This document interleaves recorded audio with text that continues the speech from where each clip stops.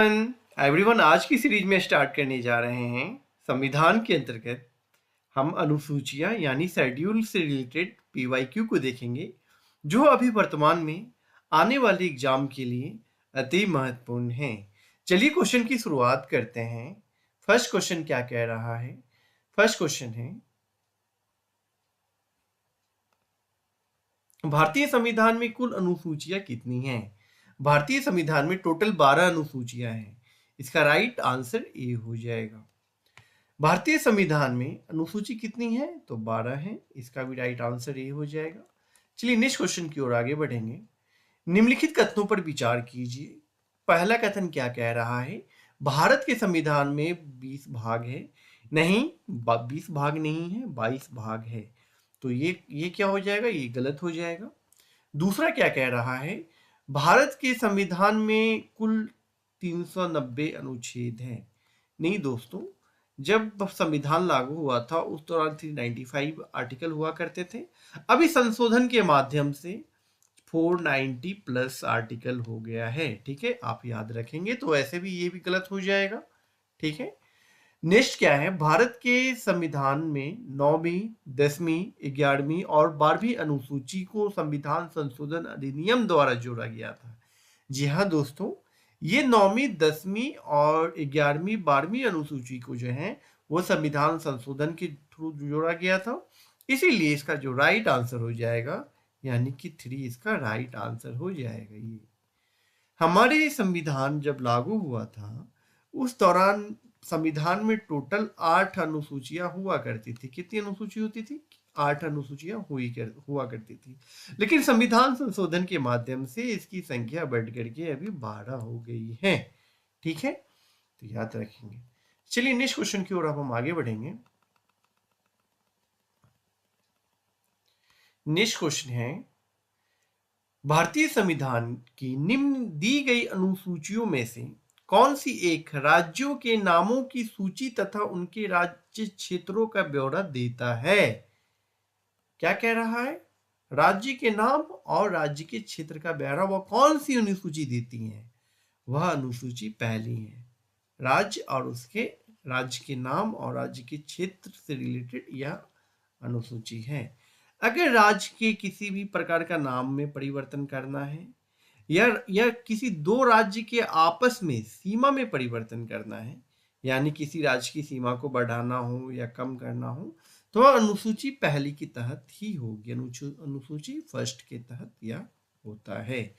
चलिए next question की ओर आगे बढ़ेंगे। नेक्स्ट क्वेश्चन है, यदि भारत संघ के एक नए राज्य का सर्जन करना हो तो संविधान की निम्नलिखित अनुसूचियों में किसी एक की आवश्यक संशोधन किया जाना चाहिए। वो कौन सा हो जाएगा दोस्तों? वह पहली अनुसूची में ऐसी बातें कही गई हैं। ठीक है, चलिए नेक्स्ट क्वेश्चन की ओर आगे बढ़ेंगे। नेक्स्ट क्वेश्चन है, भारत के संविधान की चौथी अनुसूची विवेचित करती है। चौथी अनुसूची क्या विवेचित करती है दोस्तों? वह राज्यसभा के सीटों का वह आवंटन की बातें करती है। किसका? राज्यसभा में स्थानों के या सीटों के आवंटन की बातें हमारे संविधान की चौथी अनुसूची कहती है। इसलिए इसका जो राइट आंसर हो जाएगा वह ए इसका राइट आंसर हो जाएगा। चलिए अब नेक्स्ट क्वेश्चन देखते हैं। नेक्स्ट क्वेश्चन है, भारतीय संविधान की तृतीय अनुसूची में निम्न में से क्या उपबंधित है? पढ़ते हैं। तृतीय अनुसूची की बात कही गई है, संघ के मंत्री के लिए पद की शपथ का प्रारूप। जी हाँ, ठीक है। नेक्स्ट देखते हैं, उच्चतम न्यायालय के मुख्य न्यायाधीश द्वारा ली जाने वाली शपथ का प्रारूप। ठीक है। भारत के राष्ट्रपति के पद के लिए पद की शपथ का प्रारूप और संसद के सदस्य द्वारा ली जाने वाली शपथ का प्रारूप कौन सा हो जाएगा दोस्तों? एक तो संघ के हो जाएंगे, ठीक है, उच्चतम न्यायालय के हो जाएंगे, और यह संसद का हो जाएगा। ठीक है, लेकिन यह राष्ट्रपति के पद का जो विवरण है वह तीसरी अनुसूची में नहीं की गई है। ठीक है, आप याद रखेंगे। इसलिए इसका जो राइट आंसर हो जाएगा 1, 2 और 4 इसका राइट आंसर हो जाएगा, यानी कि सी। चलिए नेक्स्ट क्वेश्चन की ओर आगे बढ़ेंगे। तृतीय अनुसूची में शपथ की बातें करती हैं दोस्तों, ये याद रखेंगे। नवनिर्वाचित संसद के सदस्य, लोकसभा और विधानमंडल के सदस्यों की शपथ की बातें करता है, सीजेआई की शपथ की बातें करता है, हाई कोर्ट की जज की शपथ की बातें करता है। ये सारी बातें ये इसके अंतर्गत करती है। ठीक है, लेकिन तृतीय अनुसूची के अंतर्गत, लेकिन राष्ट्रपति की जो शपथ का वर्णन यह तृतीय अनुसूची में नहीं है, याद रखेंगे। चलिए नेक्स्ट क्वेश्चन की ओर आप आगे बढ़ेंगे। नेक्स्ट क्वेश्चन है, सूची 1 को सूची 2 से सम्मिलित कीजिए। देखते हैं क्या क्या है। एक चौथा, 8वां, 8, 9 और षष्ठम 5। ठीक है, देखते हैं। चौथा जो अनुसूची हो जाएगा दोस्तों वो किससे रिलेटेड है? पहले 8 है भाषा से, यानी कि सी का 2 यहां भी है, यहां भी है।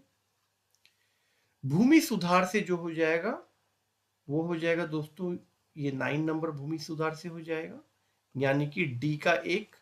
तो डी का 1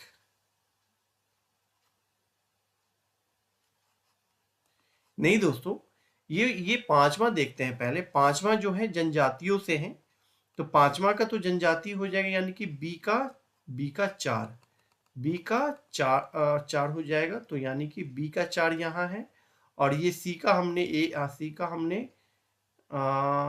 2 बताया था। ठीक है, तो सी का तो 2 यहाँ भी हो जाएगा, सी का 2 यहाँ हो जाएगा, यानी इसका जो राइट आंसर हो जाएगा वह डी इसका राइट आंसर हो जाएगा। ठीक है दोस्तों, चलिए नेक्स्ट क्वेश्चन की ओर हम आगे बढ़ेंगे। नेक्स्ट क्वेश्चन है, किस प्रधानमंत्री के कार्यकाल के दौरान भारत के संविधान में 9वीं अनुसूची को पुनः स्थापित किया गया था? यह जो 9वीं अनुसूची जो जोड़ा गया था वह प्रथम संविधान संशोधन 1951 के समय जोड़ा गया था। तो 1951 में भारत के प्रधानमंत्री कौन थे दोस्तों? आप लोग कमेंट करके बताइए कौन थे। चलिए मैं ही बता देता हूं, जवाहरलाल नेहरू इसका राइट आंसर हो जाएगा, यानी उस समय जवाहरलाल नेहरू भारत के प्रधानमंत्री हुआ करते थे। चलिए इसका राइट आंसर ए हो जाएगा। दोस्तों आज के लिए इतना ही। हम आपके साथ नेक्स्ट टॉपिक के साथ नेक्स्ट सीरीज में मिलेंगे। तब तक के लिए धन्यवाद। आपको यह सीरीज पसंद आ रहा है तो आप मेरे साथ अवश्य जुड़ सकते हैं।